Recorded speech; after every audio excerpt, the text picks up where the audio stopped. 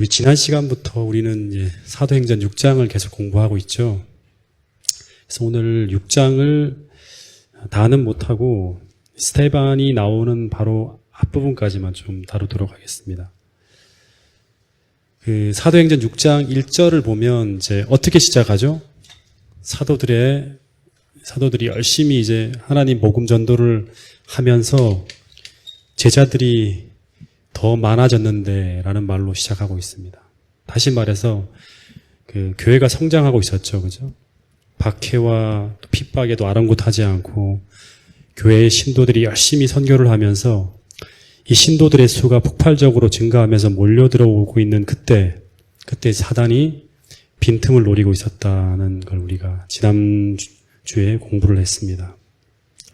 그 빈틈이 뭐죠? 사도행전 6장 2절부터 4절에 보면 이 성도들의 숫자가 늘어갈 때, 다시 말하면 교회가 막 성장하고 있을 때 이 사도들이 하는 일이 많아지면서 2절에 보면 사도들이 말씀을 전하는 일과 기도하는 일을 등한히 하고 있었다고 이야기하고 있습니다.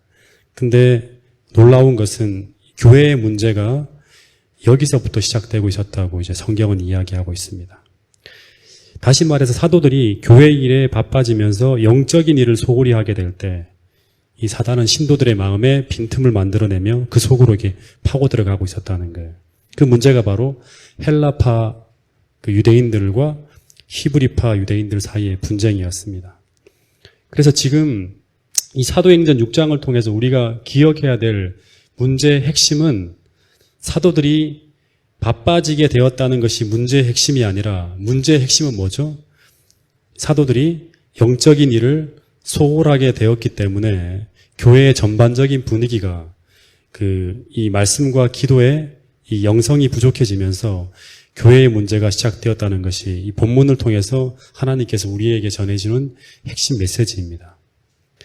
그래서 이 사도들이 이 문제를 해결하기 위해서 사도행전 6장에서 뭐라 그러냐 그러면 이제 기도하면서 문제의 핵심을 깨달았죠. 그죠? 그래서 사도들이 그 영적인 일에 자신들을 소홀하게 만든 원인인 바로 그들이 하는 일이 지금 감당할 수 없을 만큼 바쁘게 되었기 때문에 말씀과 기도에 관심을 가질 수 없을 만큼 바쁘게 되었기 때문에 그들이 다시금 영적인 일에 집중하기 위해서 그들이 관여하던 모든 행정적인 책무를 새로운 지도자들을 선출해서 그들에게 넘기고 그들은 말씀을 전하는 것과 기도하는 일에 전념하겠다고 선언합니다.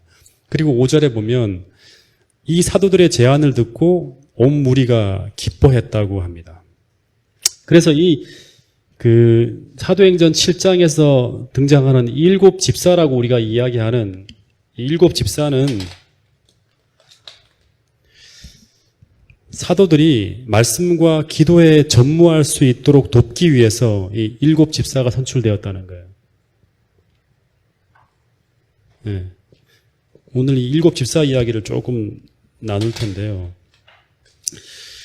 그래서 이 일곱 집사가 선출되어지고 난 다음에 그 다음에 7절에 보면 교회는 이 모든 문제가 싹 사라집니다. 그리고 연합해서 다시금 교회의 큰 성장을 이루어낸다는 게 이제 성경의 이야기입니다. 그래서 이 일곱 집사의 선출은요, 사도시대에 교회 성장의 아주 중요한 한 원인이었어요. 그 교회가 성장해 나가기 위해서, 다시 말하면 교회가 하나님의 뜻을 이루면서 교회가 확장해 나가기 위해서는 이 일곱 집사의 선출이 있고 난 다음에 그 일이 가능해졌다고 성경은 이야기하고 있습니다. 그래서 이제 살펴봐야 될 게 뭐냐 그러면 이 일곱 집사가 어떤 사람들이었는가를 살펴봐야 돼요. 네. 다 같이 사도행전 6장 3절을 한번 펴보겠습니다.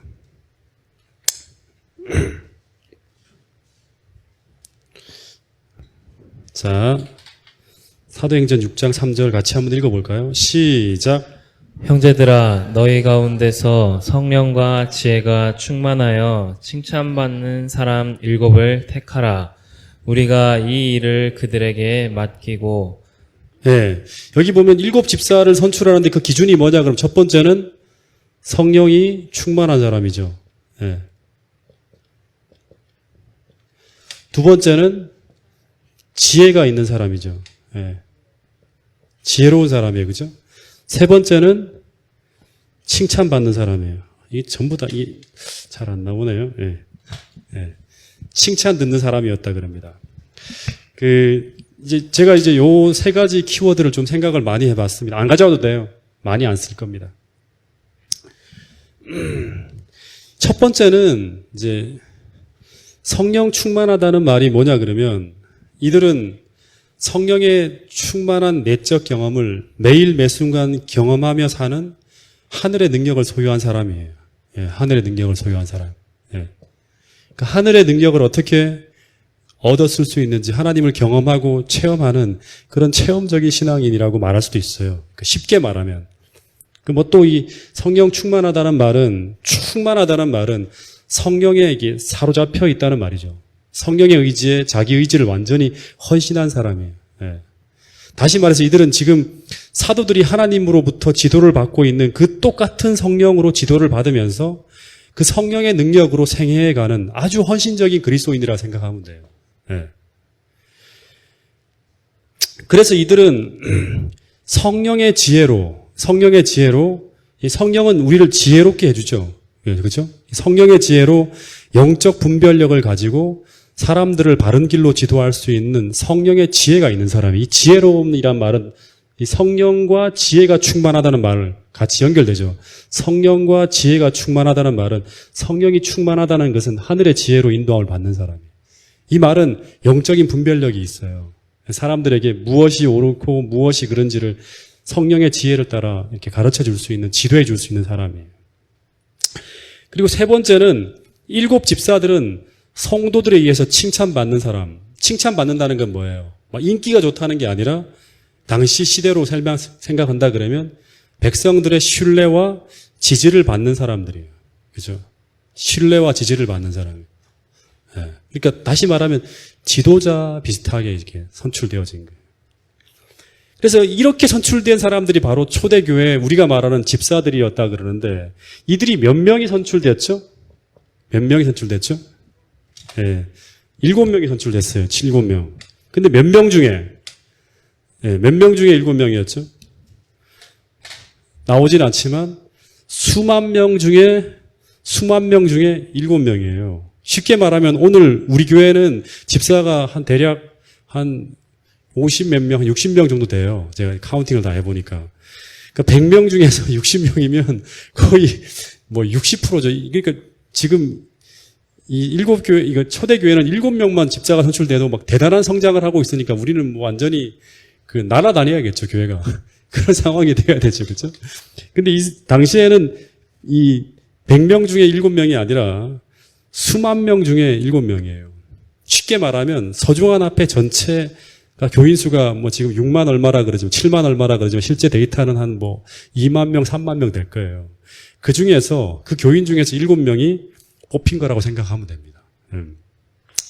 그래서 제가 볼 때 이들은 실제로는 7집사는 교회를 단순 관리하는 일만 하는 사람들이 선출되어진 것이 아니라 실제로는 교회 지도자들이 뽑혔다고 저는 그렇게 봅니다. 이걸 볼 때. 예.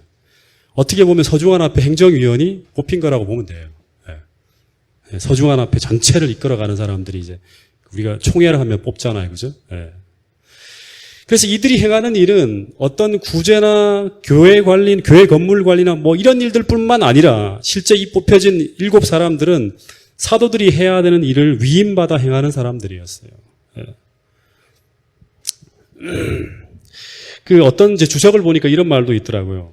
사도행전 6장 3절에 보면 7집사들이 선출될 때 본문에 보면 사도들은 너희 가운데 성령과 지혜가 충만하여 칭찬 듣는 사람 7집사를 세우란 말을 하지 않죠. 7을 세우라 그래요, 그냥.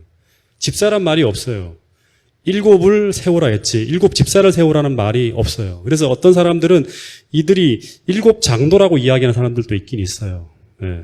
그러나 감독. 근데 실제로 사도들이 감독이었죠. 예. 그렇기 때문에 이 사람들은 집사라고 이렇게 우리가 보통 얘기하는데 7집사나 7장로나 모두 어떤 사람이냐 그러면 사도들을 도와서 사도들의 짐을 나누어 줘서 교회를 이끌어가는 지도자들이 뽑혔다고 생각하면 돼요.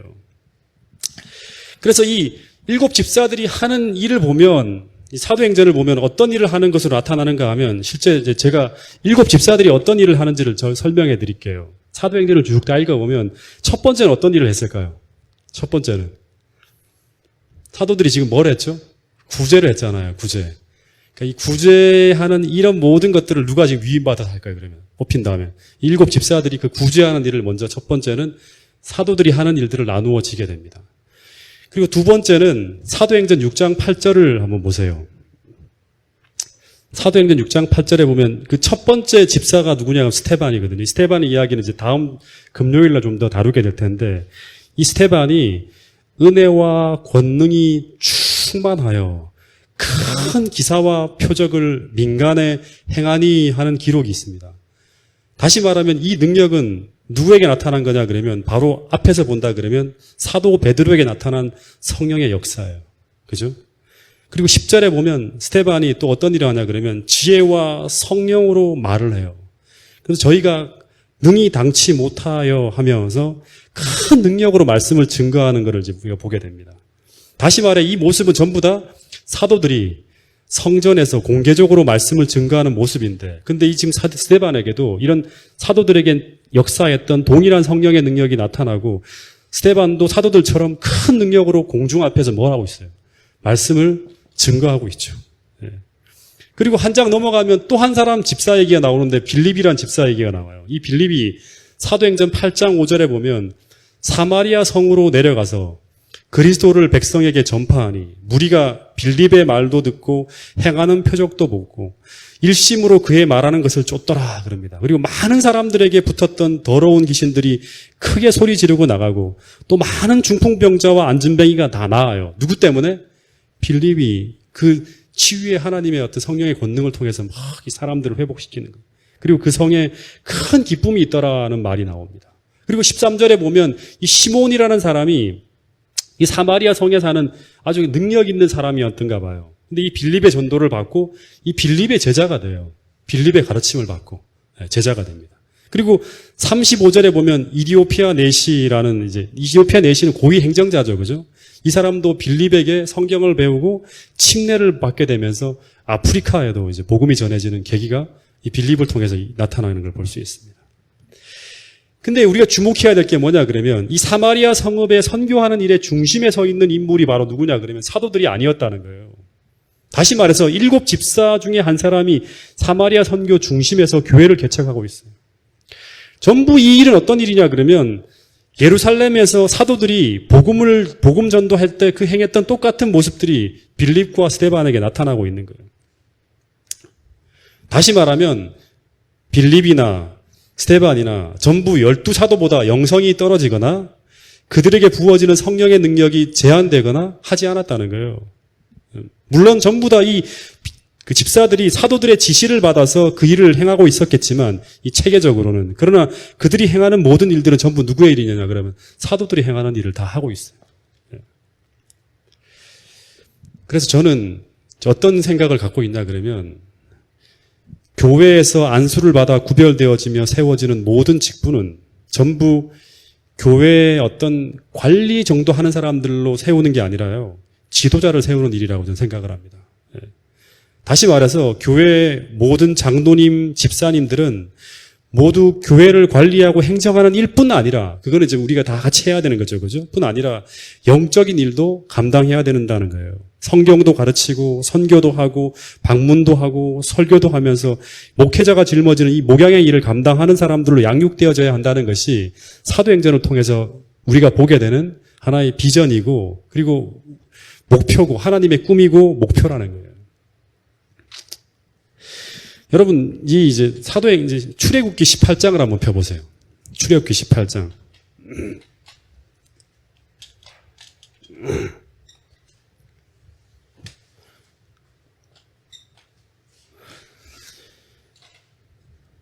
이 출애굽기 18장에 보면 21절, 18장 쭉 내용을 보면 이 모세가 똑같아요. 사도들이 너무나 큰 경무에 시달리고 있잖아요. 그죠? 일이 막 집중이 되어서 막 힘들어하고 있는 것과 똑같이 모세가 광야에서 너무나 많은 일들을 혼자 떠맡아 하고 있어요. 그때 이 모세의 장인 이드로에 의해서 이제 모세에게 하고 있는 그 모든 일들을 나누어질 사람들을 이제 뽑으라고, 그리고 많은 일들을 그 사람들에게 위임하라고 해요. 그래서 이 모세를 도와서 사람들이 세워지는데 그때 선출되어지는 사람들이 누구죠? 천부장과 백부장, 50부장 뭐 이런 사람들이죠. 전부 다 누구예요? 교회 지도자들이 세워집니다. 그리고 모세가 하는 그 똑같은 일들을 재판하고 하는 여러 가지 일들을 맡아서 감당하는 사람들이에요. 다 지도력을 행사하는 사람들이 세워지는 거예요. 그러니까 성령과 지혜가 충만하고 사람들에게 신임받는 이 신뢰할 수 있는 사람들이라는 건 전부 다 뭐냐 그러면 초대교회 7사람들은 전부 다 교회 지도자들이에요. 그래서 하나님께서 그 사람들을 세울 때 사도들을 통해서 안수하고 구별해서 세우라 하는 거예요. 신뢰할 수 있는 사람들을. 어쨌든 그 7명의 지도자들은 전부 안수로 구별되어지고 세워지는 사람들이었어요. 그 5절을 다시 한번 읽어볼까요? 5절. 사도행전 6장 5절.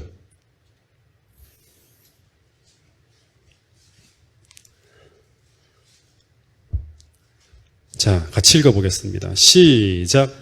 온 무리가 이 말을 기뻐하여 믿음과 성령이 충만한 사람 스데반과 또 빌립과 브로고로와 니가노르와 디몬과 바베나와 유대교에 입교했던 안디옥 사람 니골라를 택하여 계속 읽어보겠습니다. 사도들 앞에 세우니 사도들이 기도하고 그들에게 안수하니라. 네, 그리고 안수를 하니까 7절에 하나님 말씀이 점점 왕성하여 예루살렘에 있는 제자의 수가 더 힘이 많아지고 허다한 제사장의 무리가 기독교로 개종해 들어오는 일이 쫙 벌어집니다. 근데 한번 물어볼게요. 7명의 이 지도자들은 안수받기 전에도 성령과 지혜가 충만한 사람들이었습니까? 네. 안수받기 전에도 성령과 지혜가 충만한 사람이었죠. 그 전에도 이들은 사람들에게 신뢰받는, 칭찬받는 사람들이었을까요? 네, 그 전에도 칭찬받는 사람들이었어요. 근데 이들이 그냥 그 전에도 그렇게 했었지만 그들은 그 전에는 교회를 위해서 이렇게 열심히 일할 수 있는 특별한 어떤 자리들이 만들어지지 않고 있었어요. 근데 이들이 지도자로 안수를 받고 직분과 고난을 위임받아 사역을 펼쳐나갈 때 7절에 보면 교회의 큰 부흥의 역사가 펼쳐지고 있었다는 거예요. 그래서 교회에서 정말 중요한 일 중에 하나는 뭐냐 그러면 이제 교회에서 제일 중요한 것은 사람이에요. 그죠? 사람. 그리고 그래서 사람을 키우고 양육하는 일이 교회에서 제일 중요한 일이고 또 하나는 그 사람을 잘 알아보고 적재적소에 세우는 일은 더 중요한 일입니다. 그래서 이 사람들이 그 위치에 딱 세워졌을 때 교회가 엄청난 어떤 비약적인 성장을 하는 거예요. 교회가 활력을 얻어가면서. 근데 어떤 사람들을 세워야 하는가? 어떤 사람들이 교회에 필요한가? 어떤 사람들이 이 7 집사처럼 교회 지도자가 되어야 되는가? 우리가 참 많이 고민해 봐야 될 내용 중에 하나인 거예요. 다시 말하지만 첫 번째는 어떤 사람이죠? 성령과 지혜가 충만한 사람이에요. 성령과 지혜가 충만하다는 말을 다시 얘기하지만 하나님의 능력과 은혜를 경험하며 사는 하늘의 능력을 소유한 사람이고요. 두 번째는 이 성령과 지혜가 충만하다는 것을 우리 눈으로 이렇게 좀 우리가 느껴보려 그러면 어떤 사람이냐 그러면 이 사람들은 성령 충만하다는 말은 하늘의 능력을 통해서 첫 번째는 그 마음을 다스리는 사람이에요. 그죠? 네. 그 능력이 하늘의 능력을 소유한다 그러면 그 사람의 품성의 열매가 성령의 열매로 맺혀지는 사람이에요. 그래서 이 대표적으로 두 가지의 품성이 나타날 거예요. 예. 어떤 품성이냐 그러면 첫 번째는 성령 충만한 사람은 어떤 사람이냐 그러면 성령이 부어질라 그러면 하나님 앞에 겸손해야 돼요. 그 두 번째는 사람 앞에도 겸손하겠죠. 하나님 앞에 겸손한 사람. 그죠? 그래서 이 첫 번째는 하나님과 사람 앞에 겸손함이 나타나는 사람이에요. 그러니까 우리가 이제 나중에 우리의 지도자들을 우리가 세우게 될 때, 연합회 총회나 어디를 가거나 교회 직원 선출을 하거나 그럴 때마다 가장 중요한 자리에 세워져야 될 사람은 바로 하나님 앞에와 사람 앞에 겸손한 사람이에요. 그 사람들은 하나님의 음성을 듣고 자기 뜻이 아니라 하나님의 능력의 통로가 될 수 있는 거예요.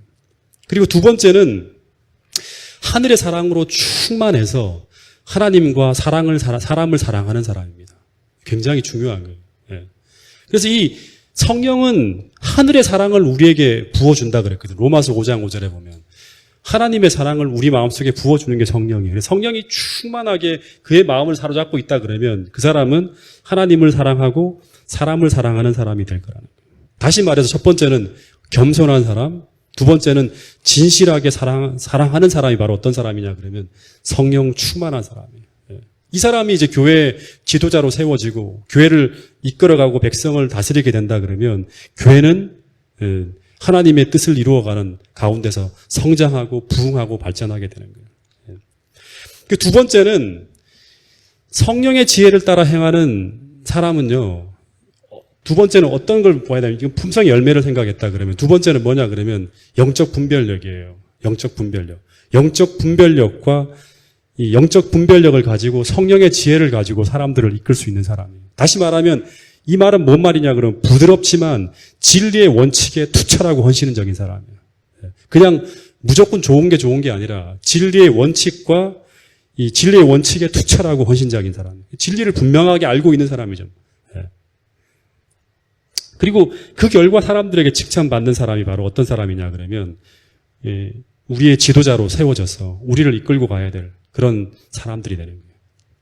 여러분 그래서 먼저는 하나님의 능력이 무엇인지를 알고 하나님의 능력을 경험하고 체험하는 하나님의 능력을 가지고 일하는 사람, 성령으로 일하는 사람이에요. 그죠? 두 번째는 겸손하고 사랑이 충만한 사람, 그리고 세 번째는 영적 분별력이 있는 사람이에요. 이것이 바로 초대교회 이 지도자들이 세워지면서 교회가 비약적으로 성장하고 발전해 나가는 거예요. 지도자들이라는 건 뭐냐? 영향력을 행사하고 의사결정에 참여하는 거예요.